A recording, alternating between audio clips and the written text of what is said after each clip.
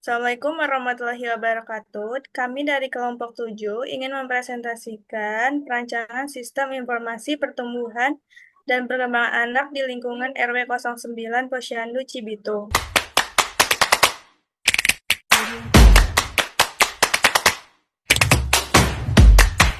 Latar belakang. Teknologi informasi mengubah gaya hidup manusia selama era revolusi industri. Menerapkan program pemberdayaan masyarakat melalui pos pelayanan terpadu, yaitu Posyandu. Posyandu adalah salah satu upaya pembangunan di bidang kesehatan. Analisis ini bertujuan untuk melacak pertumbuhan dan perkembangan anak di RW 09 Posyandu Cibitung melalui sistem informasi pemantauan online yang efektif yang mendukung pertumbuhan anak. Beberapa fokus analisis termasuk pemantauan online yang dilakukan oleh orang tua, anak, dan pihak posyandu, pengelolaan gizi dan kesehatan anak, pertumbuhan dan perkembangan anak. Di sini ada tujuan. Yang pertama ada memudahkan pengelolaan data mengenai pertumbuhan dan perkembangan anak di Posyandu RW 09 Cibitung. Kedua, ada memudahkan orang tua di Posyandu RW 09 Cibitung untuk mengetahui tumbuh kembang si anak. Dan terakhir ada sistem ini dapat membantu orang tua dan petugas Posyandu dalam mengurangi risiko anak yang mengalami status perkembangan rendah. Manfaat.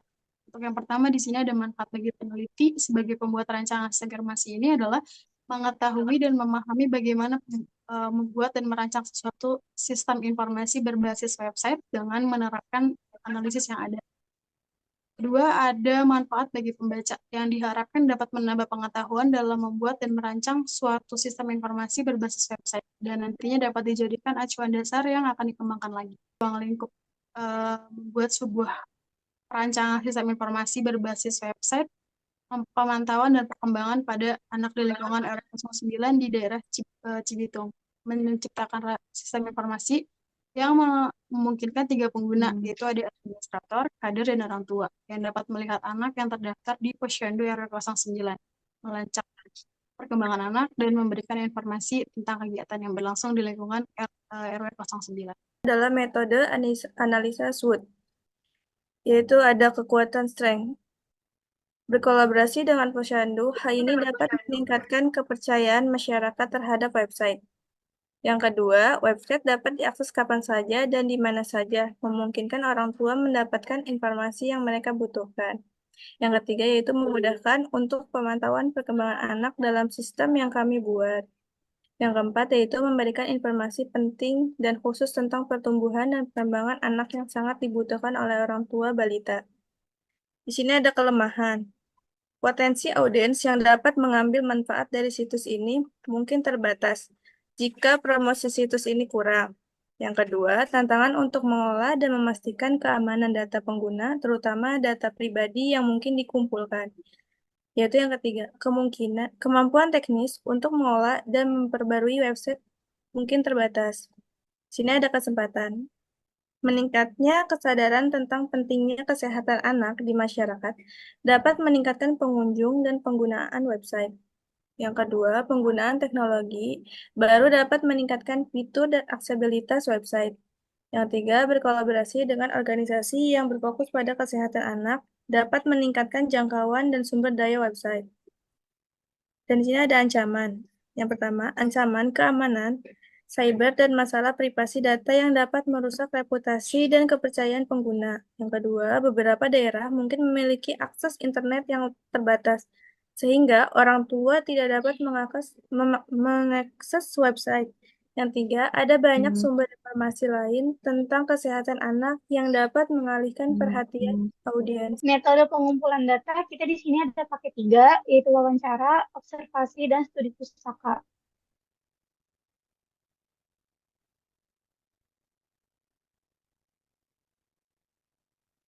Pertama di sini admin nanti dia pertama mendata untuk data kader dulu, ada akun, nick, nama, email, kode posyandu, password, alamat, nomor telepon, jabatan, role, pendidikan terakhirnya apa, tempat lahir, image, sama create akun. Setelah admin mendata data kader, kader mencatat data anak dan juga data ibu. Data ibu itu terdiri dari nick, kode posyandu, nama, email, password, tempat lahir, tanggal lahir, dan golongan darah. Sedangkan data anak, dan NIK, kode posyandu, ID KMS, nama, tempat lahir, tanggal lahir, jenis kelamin, golongan darah, alamat, anak keberapa, NIK wali, nama wali, status, dan create account. Setelah data anak dicatat oleh kader, anak itu melakukan data perkembangan, yaitu ada di data KMS yang isinya ada ID perkembangan anak, ID KMS, kode posyandu, jenis kelamin, tanggal periksa, bulan, tahun, tinggi badan, berat badan, umur, dan status gizi si anak. Selain melakukan data perkembangan anak, data anak juga melakukan imunisasi, yaitu ada ID imunisasi, NIK, kode posyandu, nama, tanggal lahir, tanggal imunisasi, bulan, jenis imunisasi, dan juga statusnya. Biological Record Structure atau LRS, banyak data posyandu memiliki relasi satu ke data akun, dan banyak data akun memiliki relasi banyak ke data kegiatan. Banyak data anak memiliki relasi satu ke data ibu, dan banyak data ibu memiliki relasi satu ke data posyandu. Ada pula satu data posyandu banyak relasi ke jadwal posyandu, dan untuk satu jadwal posyandu memiliki relasi satu ke data imunisasi. Banyak data artikel memiliki relasi satu ke data akun. Banyak data akun memiliki relasi banyak ke data kegiatan. Dan terakhir ada satu user token memiliki banyak relasi ke banyak data akun. Lalu di sini ada use case diagram, yaitu ada 3 pengguna, yaitu admin, kader, sama orang tua. Orang tua mengolah database, bisa melihat riwayat imunisasi anak, melihat grafik perkembangan anak, melihat riwayat perkembangan anak, lalu dapat melihat jadwal posyandu, mencetak jadwal posyandu, melihat kegiatan yang ada di posyandu, dan dapat melihat profil pribadi. Lalu di sini ada admin. Admin dapat mengolah database, yaitu mengolah data kader, melihat data anak, melihat laporan posyandu, mengolah data posyandu, melihat data perkembangan anak. Lalu yang ketiga yaitu kader. Kader dapat mengolah database, mengedit data anak, mengisi data anak, mengedit data ibu, melihat data ibu, mengisi data ibu, mengisi data perkembangan anak, dan melihat data anak, dan bisa mengisi artikel posyandu. Berikutnya ada activity diagram untuk admin, di mana admin akan memulai dan masuk ke dalam website posyandu RW 9, RW 009, dan sistem akan menampilkan halaman login. Kemudian, admin akan menginput username dan password, sistem akan memverifikasi. Di sini ada decision apabila inputan yang admin telah masukkan itu salah, dia bakal kembali ke untuk melakukan input dan username dan password. Ketika itu benar, sistem akan menampilkan menu dashboard. Admin akan memilih menu data kader, lalu sistem akan menampilkan data kader. Di sini ada 3 pilihan, yaitu ada menambah data, mencetak data, dan aksi. Jika admin memilih menambah data kader, sistem akan menampilkan form data kader, lalu admin akan menginput data baru, sistem akan menyimpan lalu menampilkan data terupdate. Apabila admin ingin mencetak data, admin akan memilih mencetak data kader, lalu data yang tercetak akan tersimpan dalam device. Dan berikutnya pilihan terakhir itu ada aksi, di mana aksi itu ada 2 pilihan, yaitu hapus dan edit. Jika admin ingin menghapus, admin akan memilih data mana yang akan diedit, lalu sistem akan menampilkan form informasi data, kemudian admin akan melakukan input data terbaru, sistem akan menyimpan data. Kemudian jika admin akan memilih data yang akan diedit, sistem akan menampilkan form informasi data, melakukan input data terbaru, sistem akan menyimpan data, kemudian data akan ditampilkan, kemudian selesai. Berikutnya ada activity diagram kader. Kader akan masuk ke dalam website posyandu RW 09, sistem akan menampilkan halaman login. Kader akan menginput kode posyandu dan password, sistem akan memverifikasi. Di sini juga ada pilihan apabila inputan salah akan kembali ke halaman kader untuk menginput kode posyandu dan password. Dan jika benar, sistem akan menampilkan dashboard. Kader akan memilih menu perkembangan anak, sistem akan menampilkan data perkembangan anak. Kemudian ada 3 pilihan, yaitu menambah daftar perkembangan anak, mencetak keseluruhan data, dan hapus. Kader akan memilih untuk menambahkan data perkembangan anak, sistem akan menampilkan form data perkembangan anak tambah data baru, kemudian kader akan menginput data, sistem akan menyimpan data terbaru dan menampilkan data terupdate. Kemudian jika kader ingin mencetak keseluruhan data, kader akan memilih cetak keseluruhan data, kemudian sistem akan mencetak dan menyimpan data di dalam device. Ketika kader ingin menghapus, kader akan memilih data yang ingin dihapus, sistem akan menghapus data tersebut, kemudian menampilkan data terupdate dan selesai. Activity diagram orang tua masuk ke dalam website Posyandu RW 09. Sistem menampilkan halaman home. Orang tua akan login. Orang tua input ID KMS dan password. Sistem memverifikasi. Apabila ID KMS dan password salah, orang tua harus menginput kembali ID KMS dan password. Apabila benar, sistem menampilkan halaman home. Orang tua memilih menu riwayat perkembangan anak. Sistem menampilkan riwayat data perkembangan anak. Apabila tidak ingin mencetak riwayat data perkembangan anak, selesai. Apabila ingin mencetak riwayat data perkembangan anak, orang tua memilih mencetak riwayat data perkembangan anak. Sistem akan menampilkan data yang tercetak dan akan tersimpan dalam device, lalu selesai. Yang ditampilkan pertama kali ketika admin menjalankan website Posyandu RW 09, yaitu kita masuk ke login admin. Lalu masukkan username dan password. Lalu masuk. Menu selanjutnya, ketika admin berhasil login, akan ditampilkan menu dashboard, di mana ditampilkan beberapa menu sidebar, informasi yang berkaitan dengan Posyandu RW 09. Dalam menu data kader, kita masuk dulu ke menu data kader. Dalam menu data kader, admin dapat menambah, melihat profil, mengedit, dan menghapus. Juga mengecek data kader yang terdapat di Posyandu RW 09. Lalu kita lanjut aja ke menu data Posyandu. Di dalam menu ini, admin dapat melihat informasi Posyandu RW 09. Admin juga dapat mengedit, menghapus, menambah data Posyandu, dan mencetak data. Selanjutnya di sini ada data anak, yang dimana admin dapat melihat profil data anak yang terdaftar di Posyandu RW 09. Selanjutnya ada menu data perkembangan anak, yang dimana pada menu ini admin dapat melihat informasi data perkembangan anak dan jumlah orang tua ibu yang berada di Posyandu RW 09. Selanjutnya ada menu laporan data Posyandu. Untuk di menu ini, admin dapat menampilkan laporan berisikan data-data yang ada di Posyandu RW 09. Selanjutnya ada pengguna kedua, yaitu kader.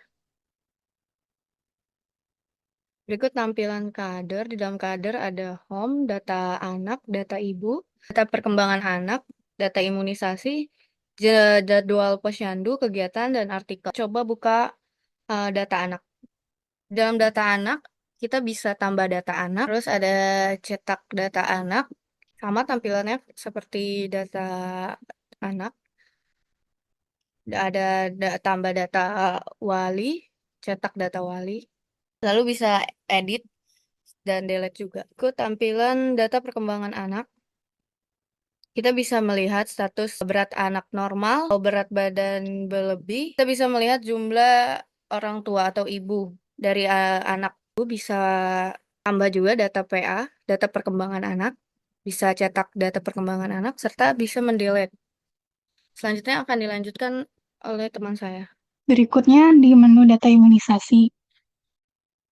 Di dalam menu ini diperlihatkan informasi data riwayat imunisasi yang telah dilakukan di Posyandu dan data-data yang melakukan imunisasi. Kemudian ada informasi tentang anak-anak yang telah melakukan data imunisasi. Di sana juga bisa ada tambah data imunisasi, lalu mencetak data imunisasi. Berikutnya di menu jadwal posyandu, ini diperlihatkan informasi jadwal yang ada di posyandu, ada hari, jam buka, jam tutup, dan aksi. Aksi itu ada edit dan menghapus. Lalu di situ ada tambah jadwal posyandu, kemudian mencetak jadwal posyandu. Berikutnya menu kegiatan. Menu kegiatan ini Kader bisa menambah kegiatan-kegiatan yang akan dilakukan di posyandu, yaitu kegiatan, isi kegiatan seperti penjelasan kegiatannya, waktu yang akan dilaksanakan, foto, dan aksi yang bila kader ingin mengedit dan menghapus, lalu mencetak kegiatan. Berikutnya di menu artikel. Di menu artikel ini sendiri, kader bisa menambah artikel baru, seperti judul, isi, kategori, tanggal input, foto, aksi. Kemudian logout. Selanjutnya yang terakhir, sebagai user atau orang tua, jadi masukin ID KMS si anak dan juga passwordnya. Di sini akan ditampilkan dengan halaman buku, pilihan untuk riwayat imunisasi, riwayat perkembangan anak, dan juga grafik perkembangan anak. Kita bisa lihat lewat di sini atau di menu atas. Di sini akan kita lihat riwayat imunisasi. Kalau sebagai KI anaknya dia udah 2 kali melakukan imunisasi. Di sini akan masuk datanya yaitu seperti nomor, NIK, nama, tanggal imunisasi, jenis imunisasinya, sekaligus statusnya. Dan di sini kita bisa cetak data. Yang kedua dari riwayat perkembangan anak. Di sini dia sudah melakukan 3 kali pengecekan. Datanya itu adalah nomor KMS-nya dia, NIK, nama, jenis kelamin, tanggal periksa, umur, berat badan, tinggi badan, status gizi. Aksinya ini adalah artikel yang merujuk pada status gizi anak tersebut. Di sini ada grafik perkembangan dari si anak. Nah, di sini di orang tua kita bisa ngelihat jadwal posyandunya itu dibukanya di hari apa, jam berapa, dan jam tutupnya itu jam berapa. Kita juga bisa mencetaknya secara online. Dan kita juga bisa melihat kegiatan yang ada di posyandu ini. Itu yang pertama ada program kesehatan anak, ada imunisasi. Untuk klik selengkapnya itu kita bisa melihat apa sih dari program yang diselenggarakan itu seperti apa. Itu pun juga dengan imunisasi. Dan di sini ada profil yang terdiri dari ada NIK-nya, nama lengkap, ID KMS-nya, kode posyandunya, tempat tanggal lahir, umur, golongan darah si anak, alamatnya di mana, dan nama walinya. Dan kita bisa selesai.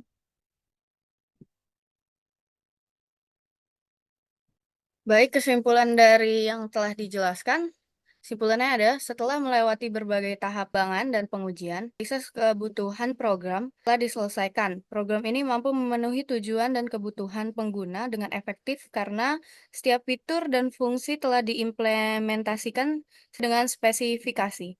Namun beberapa masalah atau kesalahan masih ditentukan selama pengujian.